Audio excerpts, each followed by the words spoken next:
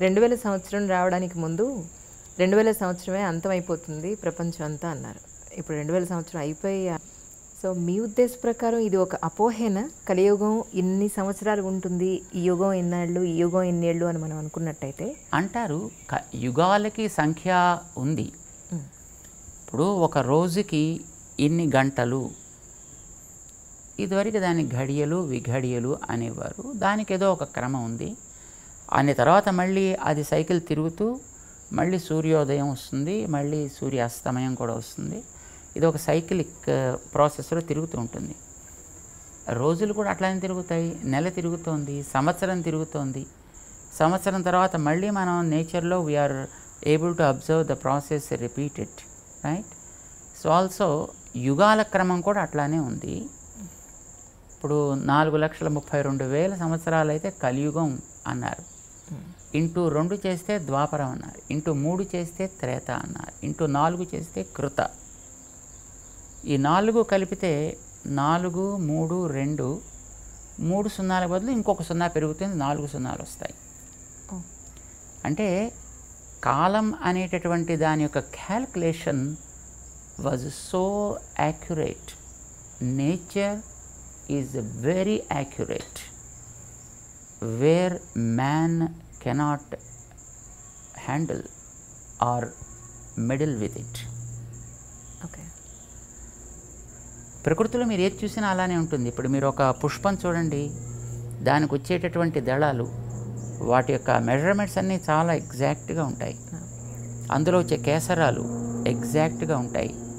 దాని కింద వచ్చే స్టాక్ చాలా ప్రాప్రియేట్గా ఉంటుంది. ఏ పువ్వులు ఎక్కడ చూసినా అట్లానే ఉంటాయి. ఏ కీటకాలని మనం చూసినా వాటి రెక్కలు గిక్కలు, వాటి యొక్క అందం, వాటి యొక్క మెజర్మెంట్స్ అదే క్రమంలో ఉంటాయి. అందులో అప్పుడు మనుషులు తయారు చేస్తే వచ్చినట్టుగా ఒకటి పొడుగు, ఒకటి పొట్టి, ఒకటి లావు సన్నం, ఒకటి థిక్నెస్, ఒకటి పల్సగా అలా ఉండదు.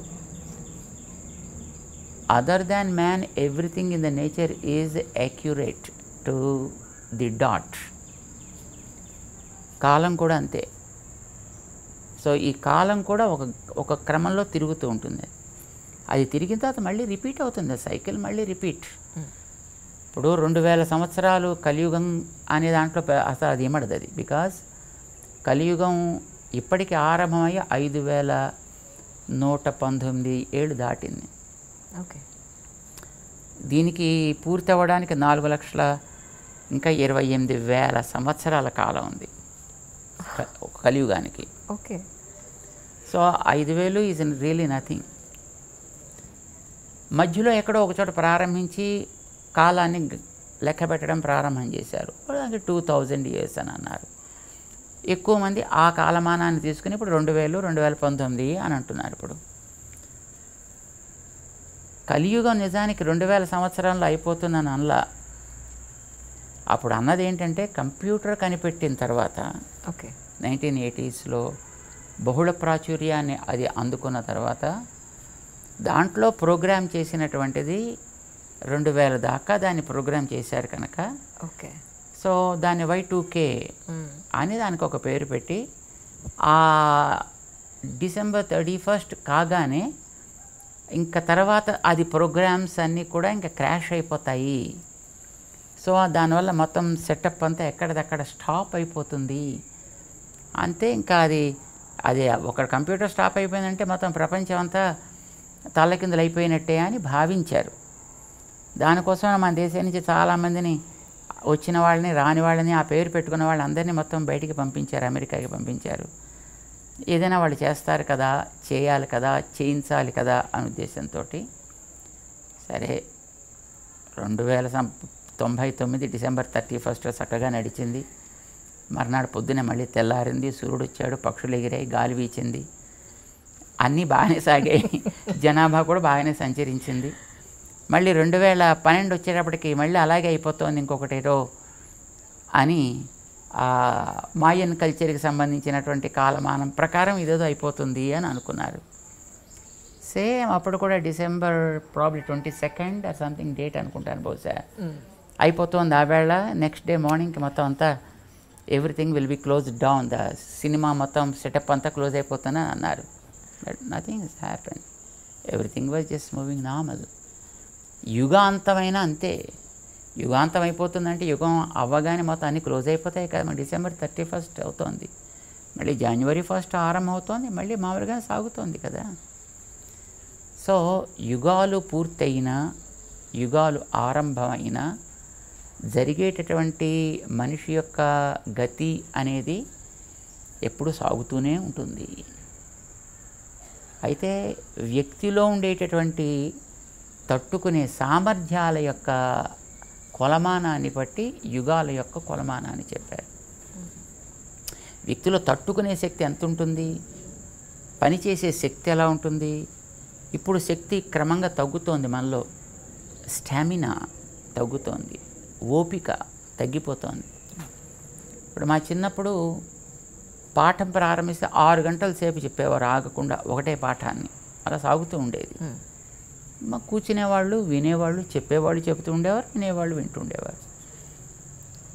ఇప్పుడు అలవాటు ఎలా చేశారంటే 45 నిమిషాలు దాటితే పీరియడ్ మారాలనగానే కొంతకాలం ఇది అలవాటు చేసేటప్పటికి 45 నిమిషాల తర్వాత వాడు సబ్జెక్ట్ మార్చకపోతే వీడికి ఏమిటో తల్లకిందులు అయిపోయి ప్రపంచం అంతా కూడా గిరగిరా తిరుగుతున్నట్టు అనిపిస్తుంది. ఇది మనిషికి మనం చేసేటటువంటి అలవాటుని బట్టి వాడి యొక్క బయలాజికల్ క్లాక్ ఏదో అంటారు దాన్ని, అది దాని తగ్గట్టుగా మారుతూ ఉంటుంది, అడ్జస్ట్ చేసుకుంటూ ఉంటుంది. చేత కాలం ఏమీ మారదు, కాలంగా సాగుతూ ఉంటుంది.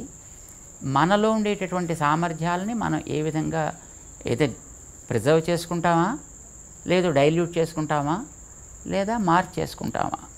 సో దాన్ని బట్టి ఒకటి కృతయుగం అన్నారు, ఒకటి త్రేత అన్నారు, ఒకటి ద్వాపరం అన్నారు, ఒకటి కలియుగం అన్నారు. మీకు చెప్పడానికి అభ్యంతరం అయితే వదిలేస్తాను, అభ్యంతరం లేకపోతే అడుగుతాను, మీరు ఆన్సర్ చెప్పాలని అనుకుంటే. చాలామంది స్వామీజీలు ఉన్నారు మన భారతదేశంలో. కొంతమంది ప్రజల దగ్గరికి పెడతారు, హగ్ చేసుకుంటారు, లిటరల్గా పొలిటికల్ వాళ్ళు వచ్చి ఇష్టమైన వాళ్ళు వచ్చినట్టు ముద్దులు పెడతారు. మీరు మాత్రం ఎవరిని ముట్టుకోరు, ఎందుకని?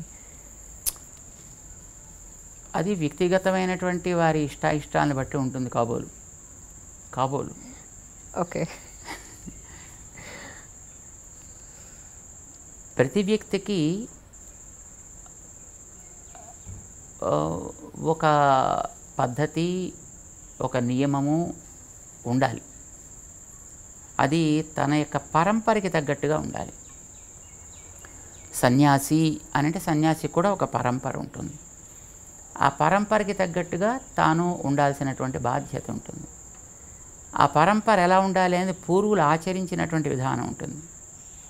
యథా తే తత్ర వర్తేరన్ తథా తత్ర వర్తేథాః, యథా తే తేషు వర్తేరన్ తథా తేషు వర్తేథాః. వేదం చెప్తోంది, నీ పూర్వులు ఇలాంటి సిచ్యువేషన్ ఎదురైనప్పుడు ఏ విధంగా ప్రవర్తించారో ఆ విధంగా నువ్వు ప్రవర్తించు. ఒక్కొక్క కార్యం చేసేటప్పుడు దానికి ముందు వెనకలు కూడా ఏవో కొన్ని ఉంటాయి.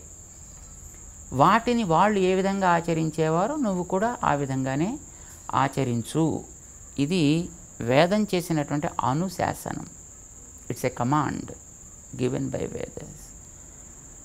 సో వేదాల్లో చెప్పిన దాన్ని ఆచరించేవాళ్ళు కొందరు ఉంటారు, వైదికమైన పద్ధతిని ఫాలో అయ్యేవాళ్ళు కొందరు ఉంటారు, స్వయంగా నిర్మించుకున్నటువంటి నియమాలను బట్టి ప్రవర్తించేటువంటి వాళ్ళు కొందరు ఉండొచ్చును. బట్ వాళ్ళ ఇష్టాన్ని బట్టి ఉంటుంది అది. మరి బహుశా మేము మా పెద్దవాళ్ళు ఎలా చేసేవారో అలా ఉండాలని అనుకునేవాళ్ళం కాబోలు, అందుకోసం మేము ఇలాగే ఉంటాం. అంటే మీ గురువుగారు ఇలాగే ఉండేవారండి? ఎస్, మేము మా ఆరాధన, మా కార్యక్రమాలు చేసేంతవరకు మేము ఒక పద్ధతి ప్రకారం ఉంటాం. అది అయిన తర్వాత మనం ఏదైనా బయట సామాజికమైన కార్యక్రమంలోకి వెళ్ళినప్పుడు అక్కడ సామాజికమైనటువంటి కార్యక్రమానికి ఎంతవరకు అవసరమో అంతవరకు మేము అక్కడ ఉంటాం.